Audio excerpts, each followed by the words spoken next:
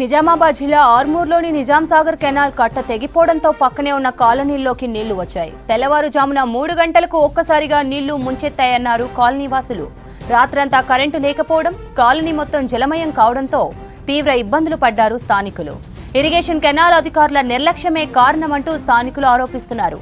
అధికారులు వెంటనే సహాయక చర్యలు చేపట్టాలని కాలనీవాసులు డిమాండ్ చేస్తున్నారు.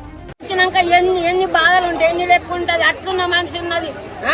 పిల్లగాళ్ళు రాత్రి పెద్దమ్మ పండుగ కుటుంబం అందరు ఊరూరికి వెళ్ళొచ్చి ఈ పరిస్థితి ఏంది. ముఖ్యమంతా ఒక పక్కకు పడితే జైజీపుని రమ్మంటే ఎంత పెద్ద గండి వేసి ఇంట్లో నీళ్ళు వచ్చినాయి. ఇప్పుడు బీరు వల్ల పెద్ద సాగు ఉన్నాయి. మనుషులు అన్ని పట్టుకపోయినాయి. ఈ బాధ ఏంది. అక్కలు రంధ్రం పడ్డ 10 వచ్చింది, 10 గీళ్ళు వచ్చింది. 10 మీరు బంధుకు వచ్చింది. మీరు బంధుకు వచ్చినాక కింది బంధుకు వచ్చింది. సడన్ గా సచ్చిన మనిషి పన్న మనిషి ఒక్కటి 3:30కు చాలా అయింది. అలా ఆగిట్లా అన్నారు సాగుదాలక.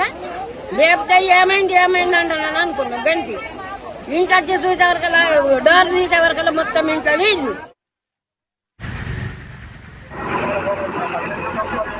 మరిన్ని వివరాలు రజనీకాంత్ అందిస్తారు. రజనీకాంత్, నిజాం సాగర్ కాలువ కట్ట తెగింది కదా, ప్రస్తుతం అక్కడ పరిస్థితి ఏంటి?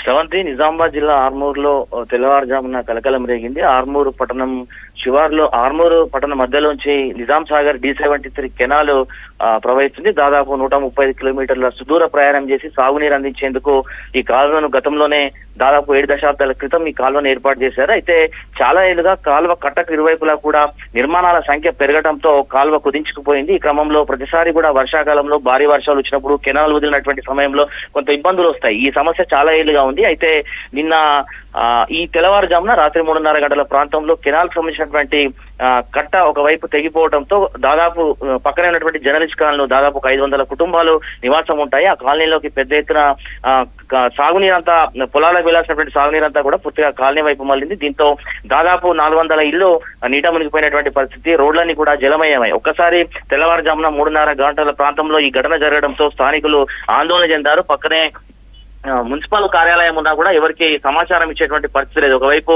విద్యుత్ తీగలు తెగిపోయినాయి. దీంతో కరెంటు కూడా లేనటువంటి పరిస్థితి. ఈ క్రమంలో కొంతమంది స్థానిక కౌన్సిలర్ తో పాటు రెవెన్యూ సిబ్బందికి సమాచారం ఇవ్వడంతో తెల్లవారుజాము నుంచి రెవెన్యూ అట్లాగే ఇరిగేషన్ మున్సిపల్ శాఖ అధికారులు కొంత సహాయక చర్యలు చేపట్టారు. ఈ క్రమంలో కొంత కట్టను పూడ్చేటువంటి ప్రయత్నం చేశారు. ప్రస్తుతానికి కట్ట నుంచి కెనాల్ నుంచి నీరు రావట్లేదు, కానీ కాలనీలో వచ్చినటువంటి నీరు అయితే ఇంకా అట్లానే ఉంది.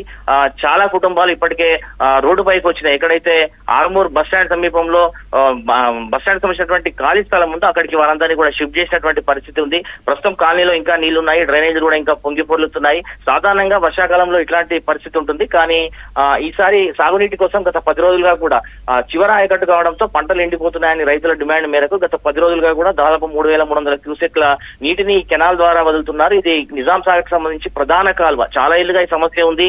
కాలనీ కుదించుకుపోయింది. కాలనీకి కెనాల్ కట్టకి ఇరువైపులా కూడా నిర్మాణాలు పెరిగినాయి, అక్రమ కట్టడాలు కూడా పెరిగినటువంటి విషయాన్ని చాలా రోజులుగా అధికారులు చెప్తున్నారు. కానీ ఇట్లాంటి సహాయక చర్యలు చేపట్టకపోవడంతో ఒకసారిగా ఇట్లాంటి పరిస్థితి నెలకొంది. ఇప్పుడే ఇట్లా ఉంటే రానున్నటువంటి వర్షాకాలంలో తీవ్ర ఇబ్బందులు వస్తున్నటువంటి విషయాన్ని స్థానికులు చెప్తున్నారు. సో తాత్కాలికంగా అయితే ఇప్పుడు ఉపశమనం లభించినా కూడా కెనాల్ కు సంబంధించి పూర్తి స్థాయిలో మరమ్మతులు చేయాల్సినటువంటి అవసరం ఉన్నటువంటి విషయాన్ని స్థానికులు చెప్తున్నారు. ఒక్కసారిగా తెల్లవారుజామున జరిగినటువంటి ఘటనతో స్థానికులు అయితే భయపడుతున్నటువంటి నేపథ్యాన్ని చూస్తున్నాం. ఇంకా చాలా కుటుంబాలు రోడ్డు పైననే ఉన్నాయి. చాలా మంది వాళ్ళ డాబాల పైన అట్లాగే ఎత్తు ప్రాంతాల్లో ఇప్పటికీ ఉంటున్నటువంటి పరిస్థితి కనిపిస్తుంది. సో ఇప్పుడైతే మున్సిపల్ సిబ్బంది కొంత సహాయక చర్యలు చేపట్టే ప్రయత్నం చేస్తున్నారు, కానీ దీనికి శాశ్వత పరిష్కారం కావాలన్నటువంటి డిమాండ్ అయితే స్థానికులు వినిపిస్తున్నటువంటి పరిస్థితి కనిపిస్తుంది. శ్రవంతి.